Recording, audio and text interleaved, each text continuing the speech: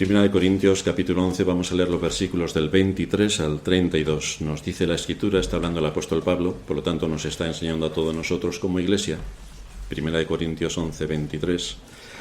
Yo recibí del Señor lo que también os he enseñado, que el Señor Jesús, la noche que fue entregado, tomó pan y habiendo dado gracias, lo partió y dijo: tomad, comed, esto es mi cuerpo, que por vosotros es entregado.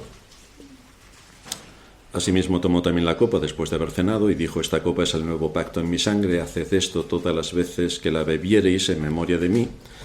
Así pues, todas las veces que comiereis este pan y bebiereis esta copa, la muerte del Señor anunciáis hasta que Él venga. De manera que cualquiera que comiere este pan o bebiere esta copa del Señor indignamente, será culpado del cuerpo y de la sangre del Señor. Por tanto, pruébese cada uno a sí mismo y coma así del pan y beba de la copa, porque el que come y bebe indignamente, sin discernir el cuerpo del Señor, juicio come y bebe para sí. Por lo cual hay muchos enfermos y debilitados entre vosotros, y muchos duermen. Si pues nos examinásemos a nosotros mismos, no seríamos juzgados, mas siendo juzgados, somos castigados por el Señor, para que no seamos condenados por el mundo. Hay una norma generalizada que existe entre los creyentes, especialmente me estoy refiriendo al mundo evangélico, al pensar que únicamente por llamarse a sí mismos creyentes y estar bautizados, pueden tomar de la cena del Señor, sea donde sea que estén y sea donde sea que vayan.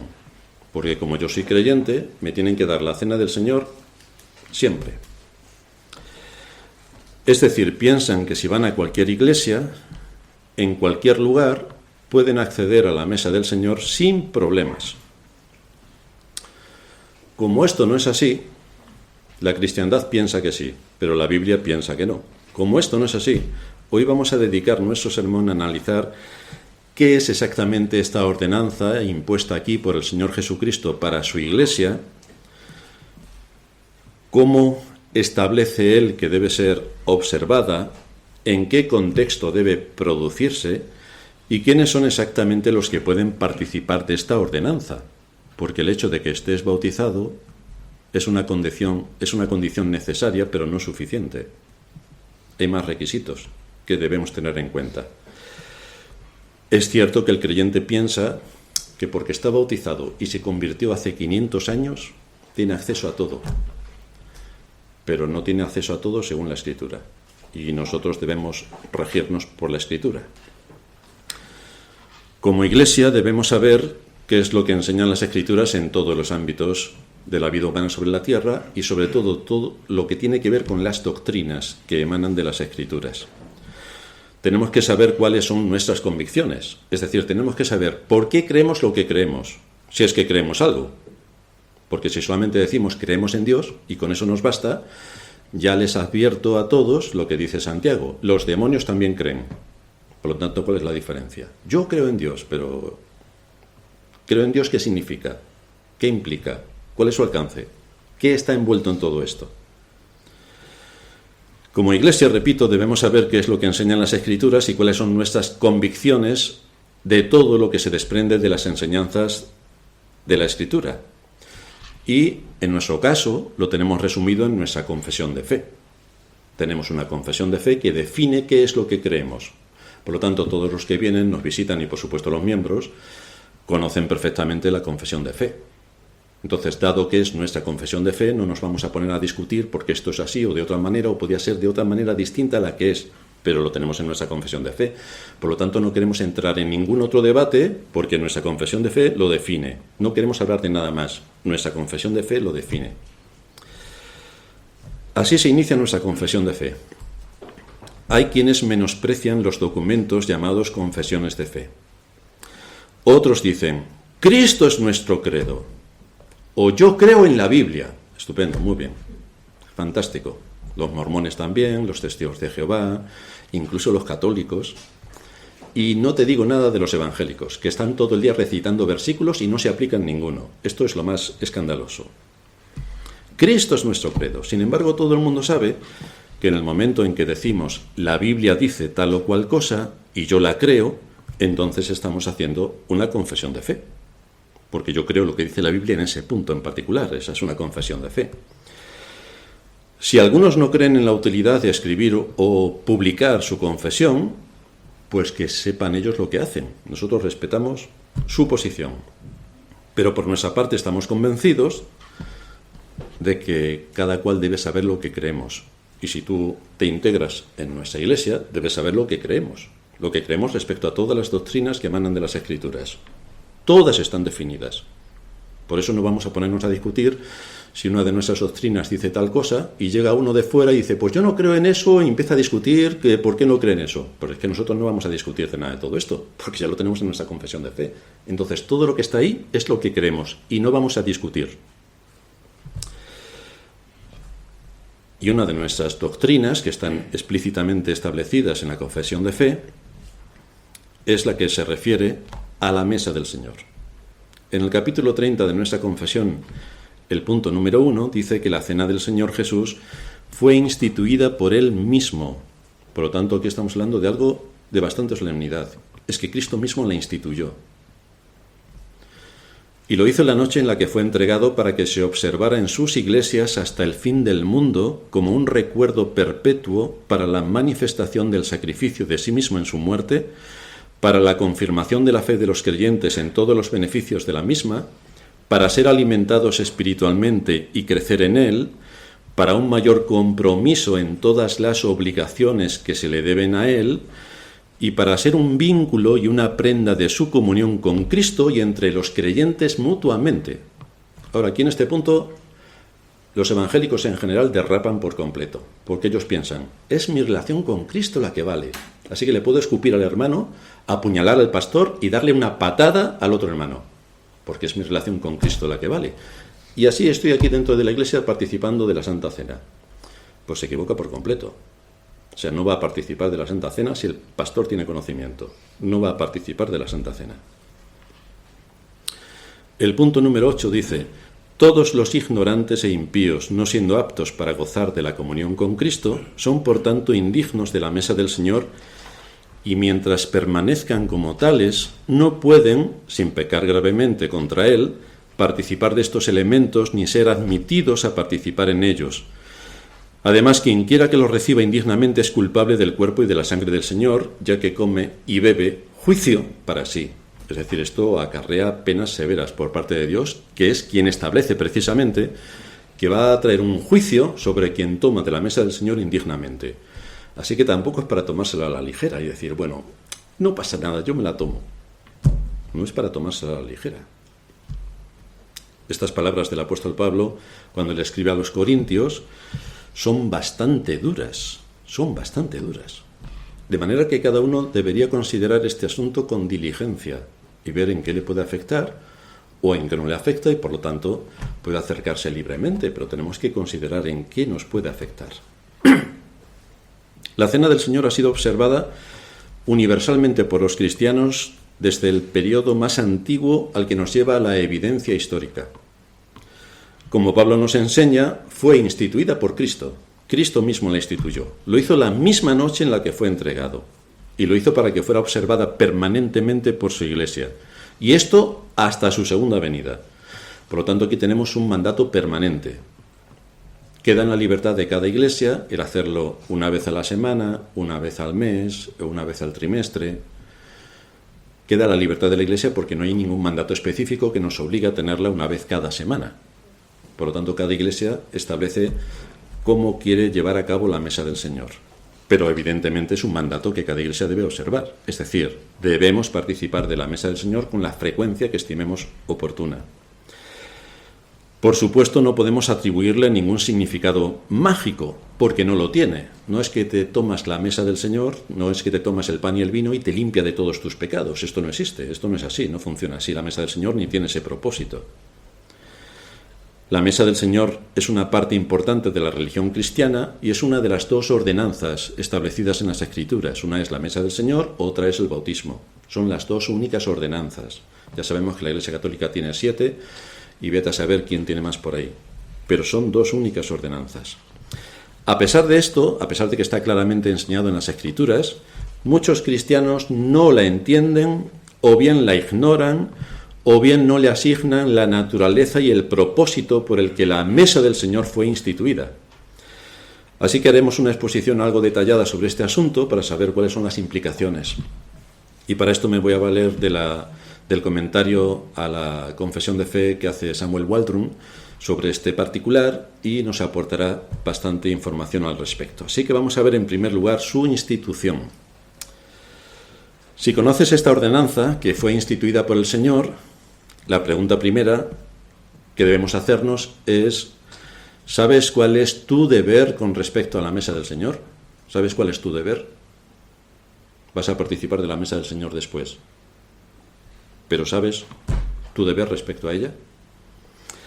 ¿Estás seguro de observar esta ordenanza de acuerdo a lo que establecen las Escrituras? No de acuerdo a lo que te ha enseñado tu antigua iglesia o el mundo evangélico en general, que nos enseñan trolas, más trolas, luego cuentos y luego vamos a contar mentiras. No, lo que enseña la Escritura, no lo que nos enseña la religiosidad de este mundo. Lo que enseña la Escritura. ¿Estás seguro de observar esta ordenanza de acuerdo a las Escrituras? Porque son ellas las que deben guiar nuestra conducta y es la que deben moldear la conciencia en todos los ámbitos de la vida. Lo primero que debemos tener en mente es que es un mandato, repito, establecido por Cristo para llevarlo a cabo en el contexto de la familia espiritual reunida, es decir, en el contexto de la Iglesia. Es un mandato de Cristo para la Iglesia.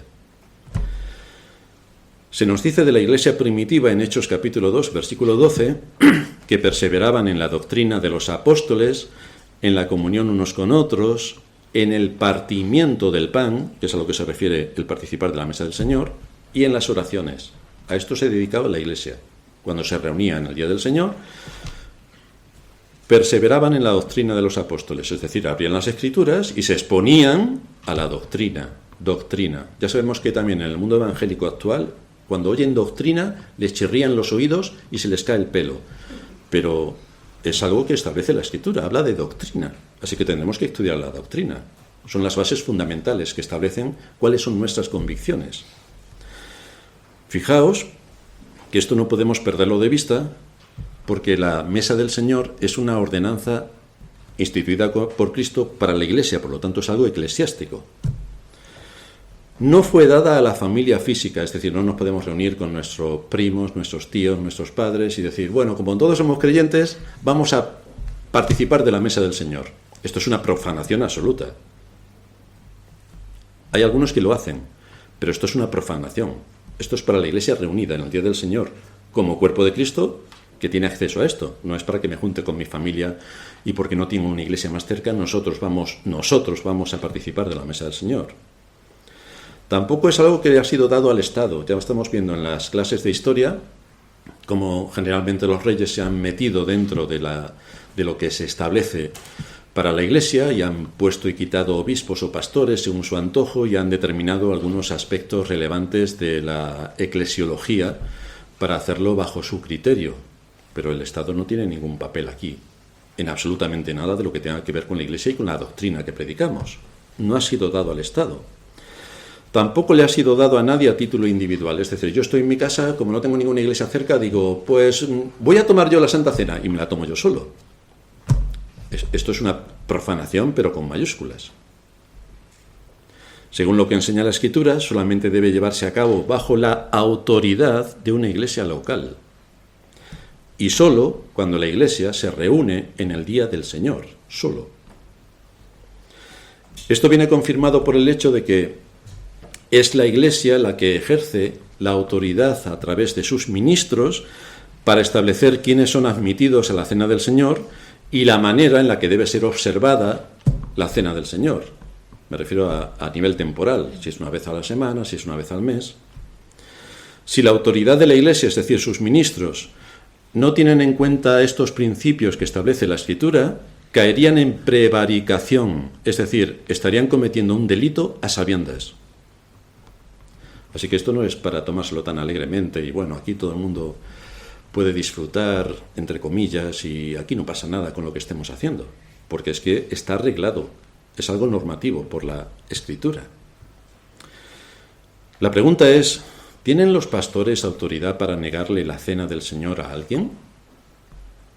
Porque es que soy yo y Cristo. ¿Tienen los pastores en el contexto de la Iglesia para negarle la cena del Señor a alguien? Pues sí, tienen toda la autoridad. Por eso quien pasa la cena del Señor es el pastor. Veis que en algunas iglesias cualquiera puede pasar la mesa del Señor. Pero ese cualquiera que pase la mesa del Señor no tiene la autoridad para que cuando alguien va a tomar la cena del Señor quitársela. Pero el pastor sí, por eso la pasa. Porque a veces a algunos se las quita. Le quita el acceso a la mesa del Señor. Pero si fuera otra persona que lo hace, todos tendrían acceso. Pero cuando lo hace el pastor, está vigilante para que si hay alguien que no corresponde a los principios establecidos por las Escrituras, le pueda retraer para que no tome la mesa del Señor. Esto es lo que establece la Escritura y esto es lo que viene en nuestra confesión de fe, que es la autoridad de la Iglesia la que imparte la cena del Señor. Así que no vamos a discutir tampoco por qué la imparte, por qué no la imparte. Nuestra confesión de fe así lo establece. Y las convicciones profundas nuestras es que efectivamente es así según la enseñanza de la Escritura. En segundo lugar, la naturaleza de la mesa del Señor y sus implicaciones. La cena del Señor no debe observarse de forma literal como un sacrificio, que es lo que hacen en las misas romanas. Cada misa romana es un sacrificio, es decir, las miles de iglesias alrededor del mundo de la religión católica romana, cada día del Señor sacrifican a Cristo. Esto es lo que están diciendo. Pero la Escritura es clara cuando dice que con un solo sacrificio hizo perfectos para siempre a los santificados. Por lo tanto, no necesitamos más sacrificios. No necesitamos volver a sacrificar y volver a sacrificar y volver a sacrificar. Todas las misas implican sacrificio, lo cual es una blasfemia y una herejía lo que están haciendo. Pero ¿a quién le importa? ¿A quién le importa? Pero lo que establece la Escritura es que esto es un memorial. El mismo Señor lo dice. Haced esto en memoria de mí.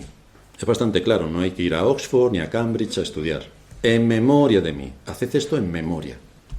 Es un recordatorio.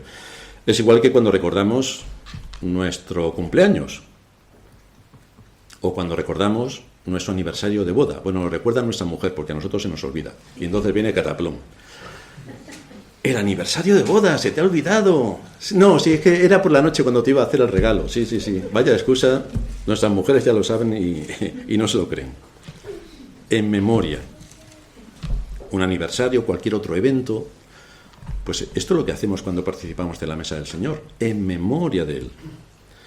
Lo cual, como es en memoria de Él, debe llevarnos al regocijo. Es decir, podemos participar de algo en memoria de lo que hizo Cristo por nosotros. No solamente que murió, es que especialmente resucitó. Resucitó. Hoy es el día de la resurrección, primer día de la semana. Resucitó. Pero debemos estar seguros de que nuestras mentes y espíritus estén involucrados cuando celebramos esta ordenanza, cuando nos exponemos a la ordenanza y cuando participamos de esta ordenanza. Si la cena del Señor es en memoria de la obra de Cristo, entonces el contexto donde debe desarrollarse la cena del Señor jamás debe ser separado de la predicación del Evangelio, porque es una continuación. Por eso se hace en el Día del Señor, por eso se hace generalmente después de la predicación de la palabra. Es en el culto de adoración pública, donde está la iglesia reunida, donde ha elevado sus himnos delante del Señor alabando su nombre, donde ha sido expuesta su palabra. Luego viene el punto final del culto de adoración cuando participamos de la mesa del Señor con toda la iglesia reunida, de acuerdo al cuarto mandamiento. Acuérdate del día de reposo para santificarlo. Hoy celebramos en esta gran fiesta solemne este acontecimiento extraordinario que es cuando Cristo vino al mundo a morir por los pecados de su pueblo y cuando resucitó en un día como hoy. Pero hay dos tipos de participación indigna que nos muestra el apóstol Pablo al tomar de la mesa del Señor. Hay dos participaciones indignas. La primera es la del inconverso. El asunto es que hay muchos en las iglesias que son inconversos y no lo saben. Pero la primera es la del inconverso. Y la segunda es la de un creyente que participa indignamente. Así que vamos a ver en primer lugar el asunto del inconverso. Las marcas que identifican al inconverso se expresan en la confesión de fe con las palabras todos los ignorantes e impíos. Es decir, si alguna persona es ignorante del Evangelio y de las verdades básicas del Evangelio, no puede participar dignamente de la cena del Señor, porque no sabe ni de qué se trata este asunto. No es que cualquiera que entre por la puerta, pues no te preocupes, que nosotros somos muy amigables y por supuesto que puedes participar, pero si no conoce a Cristo, ni conoce ninguna de las verdades fundamentales del Evangelio, ¿cómo va a participar de la mesa del Señor alguien en semejante situación?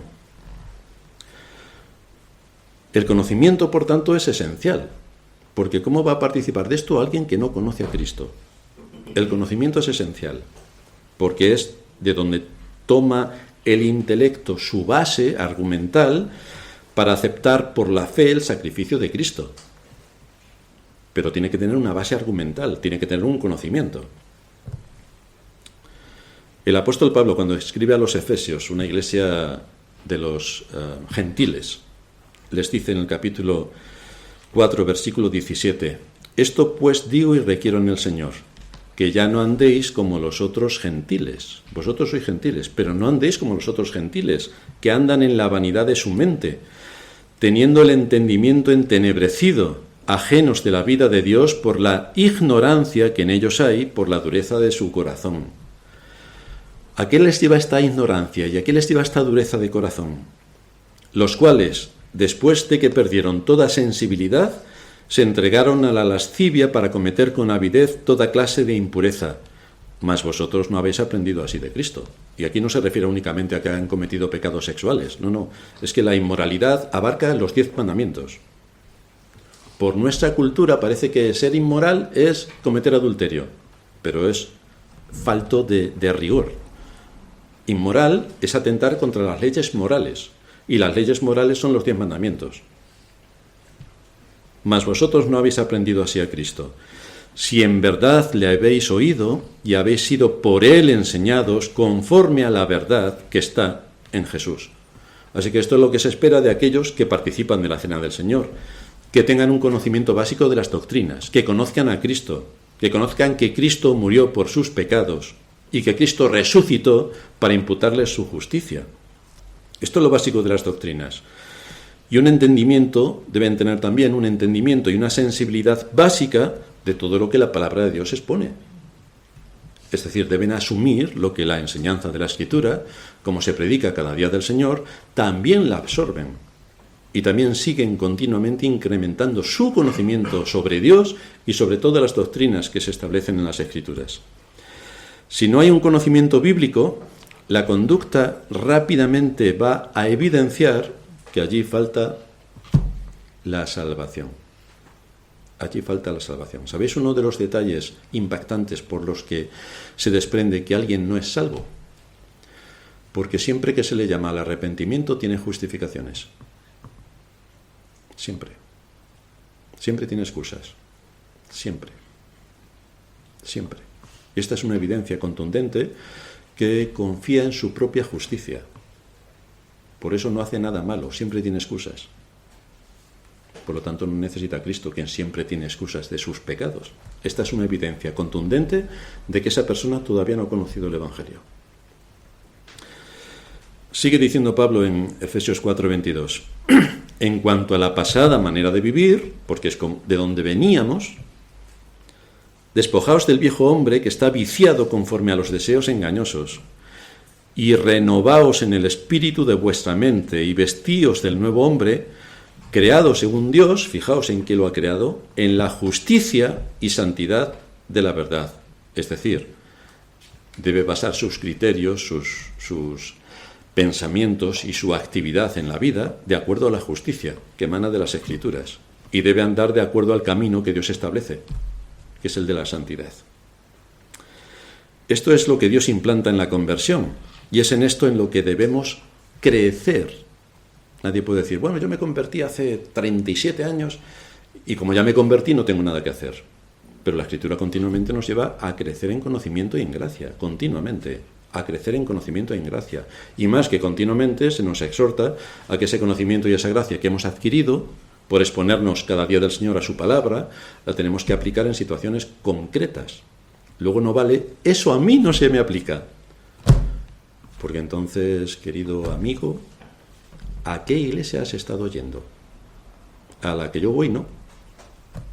A la que yo voy, no. Somos expuestos cada día del Señor a su palabra, para que así entendamos mejor el consejo de su voluntad. Nos esforzamos desde este púlpito por instruir a los creyentes y arrojar la ignorancia de nuestras mentes. Y por esta razón los creyentes deben estar más que atentos a todo lo que en el día del Señor, cuando se abren las Escrituras, se expone, porque es para nuestra edificación y es para nuestra aplicación. Nuestra aplicación. No queremos ser buenistas. Para ser buenista no hace falta venir a la iglesia. Tienes simplemente que seguir la moda de nuestro tiempo, que son todos más que buenistas. Pero nosotros lo que queremos es obedecer a Dios de acuerdo a la justicia y a la santidad. De acuerdo a la justicia y a la santidad. Y esto choca por completo respecto al mundo en el que vivimos, que es buenista. Es un gran atentado contra la palabra de Dios que personas ignorantes e impías participen de la mesa del Señor.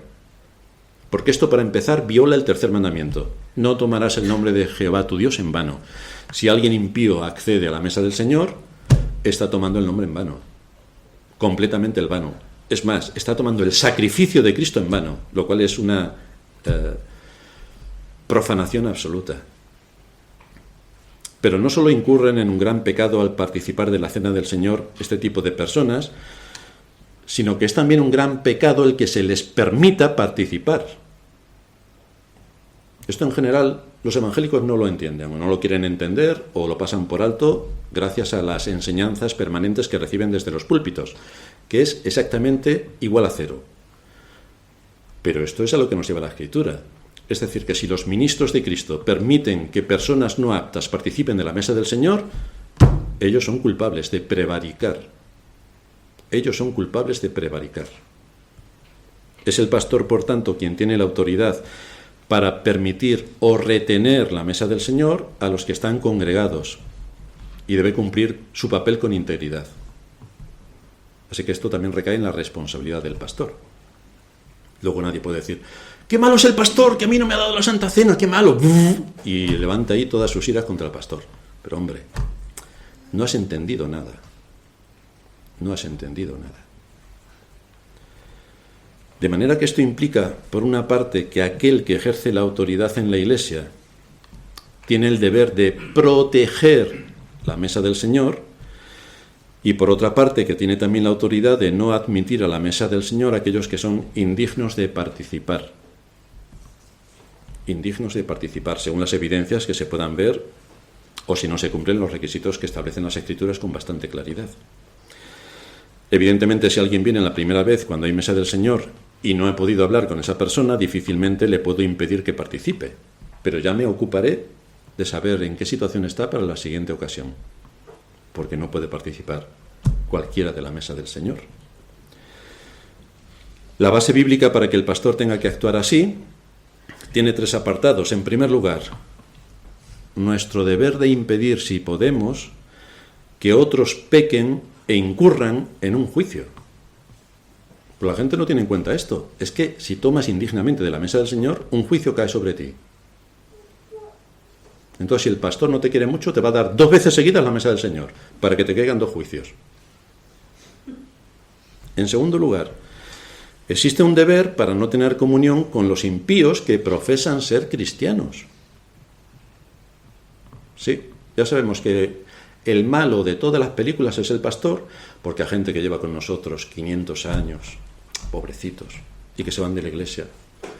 Y el pastor le dice: se han ido en desorden con tales cosas. Hombre, ¿cómo no vamos a amar a esas personas? Pero la Escritura enseña claramente que no podemos tener comunión con los que profesan ser cristianos, pero la evidencia de su vida es que no lo son.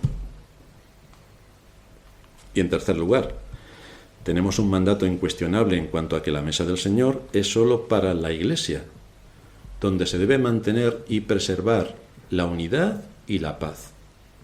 Estos son los principios fundamentales. Preservar la unidad y la paz.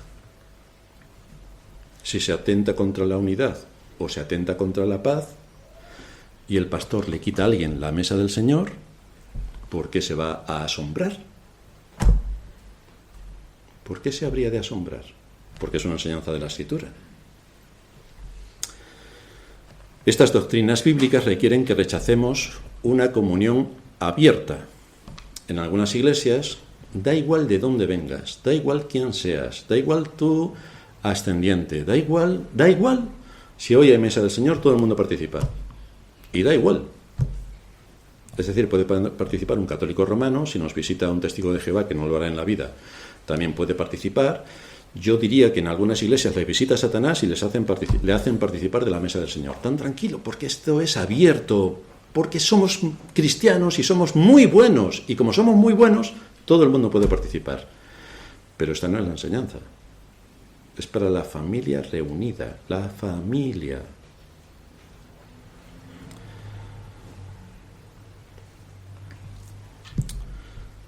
La Iglesia está obligada, como digo, a proteger la mesa del Señor de semejante profanación. Y si no lo hace, estaría prevaricando. Así que rechazamos una comunión abierta. Pero debemos también tener cuidado en no irnos al otro extremo, porque estas verdades bíblicas tampoco parece que requieran una comunión cerrada. Es decir, solamente pueden participar de la mesa del Señor los miembros, los demás están excluidos. Pues sí que es un poco tenso, porque hay hermanos que vienen de otras iglesias y que están con nosotros, que si están en orden con su iglesia, si están integrados en su iglesia, si están bajo la autoridad de su pastor, si no han incurrido en disciplina, ni una disciplina sospechosa que se les acerca, si todo está en orden, y además como algunas hermanas han traído su carta de presentación por parte de su pastor, pues por supuesto que la comunión no es cerrada, es restringida. Y por supuesto que estos hermanos y hermanas que vienen en estas condiciones porque vienen de paso de otras iglesias, a las que han estado sometidas hasta que han llegado aquí, por supuesto que pueden participar de la mesa del Señor. Pero solo en ese caso.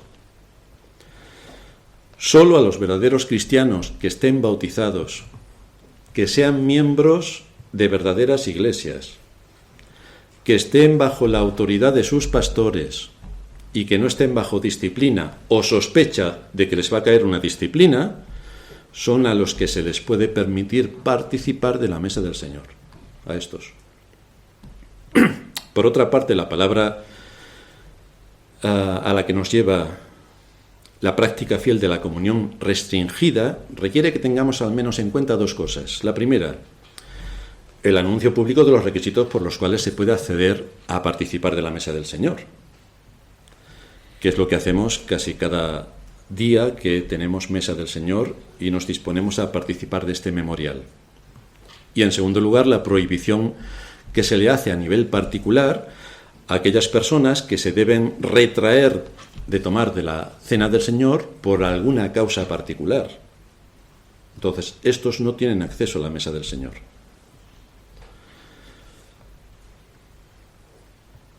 En segundo lugar, ¿cómo afecta esto a los convertidos? ¿Cómo puede afectar el participar indignamente de la cena del Señor a los convertidos? Porque no solo es posible que los abiertamente inconversos cometan un gran pecado participando de la cena del Señor, sino que también es posible que algunos creyentes, por ignorancia o por terquedad, participen de la cena del Señor indignamente. Es decir, hay algunas personas de esta iglesia que se han ido escapándose de una disciplina, han llegado a otra iglesia y les han dado la mesa del Señor inmediatamente. Pero esto es una barbaridad extraordinaria. Pero ¿a quién le importa la Biblia? No solo es posible que los abiertamente inconversos cometan un gran pecado participando de la cena del Señor, sino que también es posible que algunos creyentes participen indignamente. ¿Y cómo puede hacerse esto? Algunas cuestiones que tenemos que considerar. Como ya he dicho antes, la cristiandad en general cree que por llamarse uno cristiano puede participar de la mesa del Señor sin más en cualquier iglesia a la que vaya o la que visite. Eso es lo que cree la cristiandad. El evangelicalismo particularmente. Esto es gracias a que hay una nefasta enseñanza sobre este tema, como ocurre con casi todas las doctrinas, donde reina la ignorancia y, por supuesto, el buenismo. Esta es la religión. Debían cambiarse el nombre de cristianos por buenistas, y así quedaría todo bastante claro. La gente presupone ciertas cosas porque todos somos hermanos, como todo el mundo sabe. Y hay que ser condescendiente con cualquier persona. Pero la realidad, según la Escritura, es bastante distinta, porque estamos sujetos precisamente a la palabra de Dios, y es ella la que marca cuál es el camino que debemos de seguir en esto y en el resto de doctrinas aplicadas a la vida. Por esta razón estamos tratando hoy este asunto, para traer luz a las conciencias y saber qué es lo que tiene que ver con la mesa del Señor, quién puede participar, quién no, en qué casos no, y tener más conocimiento de todo lo que envuelve el participar de la cena. Vamos a ver algunos ejemplos prácticos. Alguien puede considerarse creyente porque hace tropecientos años se bautizó. Luego no le gustó la iglesia a la que iba, porque danzaban y hacían cosas un poco raras. O bien se fue a vivir a otra ciudad y ya le quedaba mal asistir a alguna iglesia porque no le quedaba ninguna iglesia cerca. De manera que se alejó del contexto de iglesia durante mucho tiempo y por diversas razones. No vamos a entrar en las razones porque pueden ser completamente lícitas. Ahora, con este antecedente, esta persona puede llegar a nuestra iglesia y el primer día participar de la mesa del Señor como si nada hubiera ocurrido, aunque hace no sé cuántos años que no asiste a ninguna iglesia. ¿Puede participar alegremente en la mesa del Señor? ¿Puede unirse a esta familia espiritual cuando todos sus deberes delante de Dios han sido desatendidos durante años? ¿Por qué asume que tiene derechos cuando no ha cumplido con ninguna de sus responsabilidades, aunque pueda decir, es que no había ninguna iglesia cerca?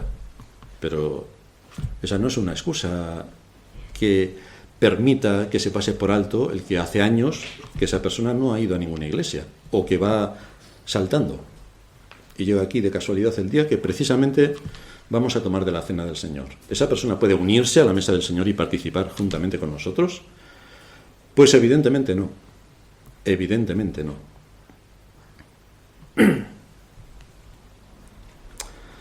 Hay que esperar para que la iglesia que acoge a esta persona conozca más sobre ella y pueda ser admitido a la comunión. No a la membresía, porque la membresía tarda más tiempo, pero sí a la comunión. Hay que esperar. Pero hay más. ¿Puede alguien que tiene un problema en su hogar, con su esposo o su esposa, o con sus padres, venir tranquilamente el domingo y participar de la mesa del Señor? Pues no puedes hacerlo. Si has estado discutiendo con tu marido o con tu esposa, o casi agarras a tu padre del cuello, pues ven para acá que luego vamos a hablar tú y yo. A ver si eres tan valiente. Claro, yo llamaré a otros dos que sean más fuertes que yo para afrontar la situación. No voy a estar solo. Pero si hay tensión dentro del hogar, no puedes venir aquí y, bueno, no ha pasado nada, porque el Señor es perdonador, pero busca primero el perdón de aquellos a quienes has agredido, ofendido o has hecho algo incoherente. Tienes que arreglar primero esas situaciones para poder participar de este acontecimiento de la familia espiritual, porque con una guerra en tu casa no puedes participar. Ahora, puede darse otro caso, bastante más curioso. ¿Pueden los padres que han tenido situaciones críticas con sus hijos debido a desobediencias o rebeliones participar en la mesa del Señor?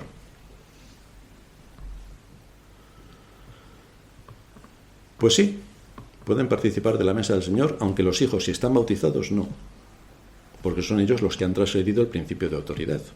Es lo mismo que nos pasa o que ocurre con el pastor y sus ovejas.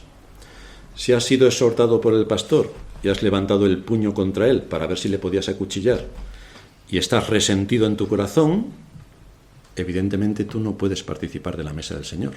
¿Y el pastor puede? Pues evidentemente, porque si el pastor no pudiera, no tomaría la Santa Cena ninguna vez, porque siempre hay historias que tratar dentro de la iglesia.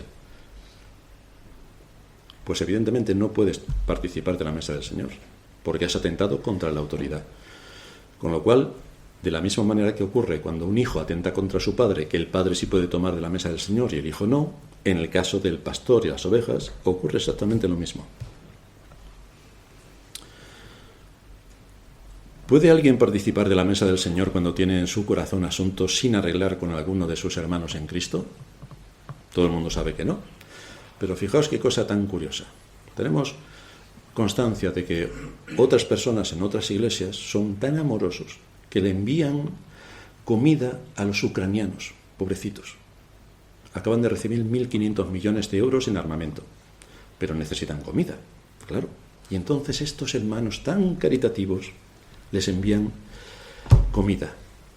Ahora, del prójimo que tienen a su lado, le escupen, le dan una patada y lo insultan. Pero los ucranianos están tan lejos que son buenos. Mi prójimo no, el que tengo a mi lado no, pero los ucranianos sí. Es bastante difícil ser más hipócrita, pero desde luego si siguen practicando, seguro que duplican la tasa de hipocresía.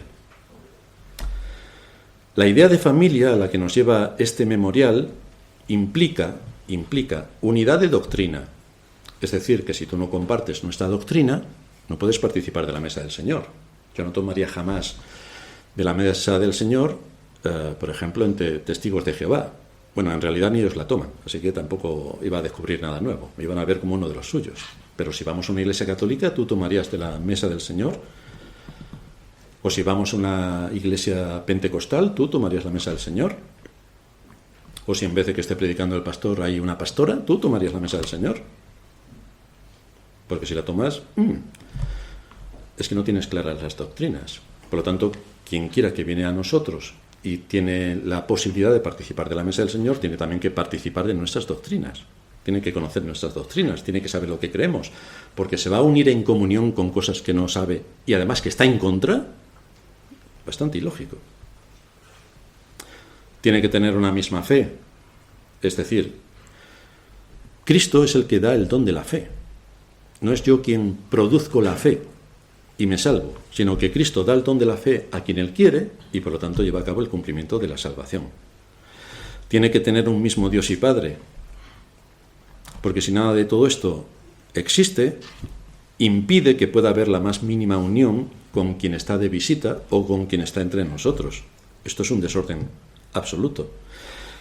La lectura que leíamos en la introducción, que nos hablaba de Himeneo y Fileto, son personas que estaban en esta situación, que estaban dentro de la iglesia y que estaban provocando desunión y estaban alterando la paz dentro de la iglesia.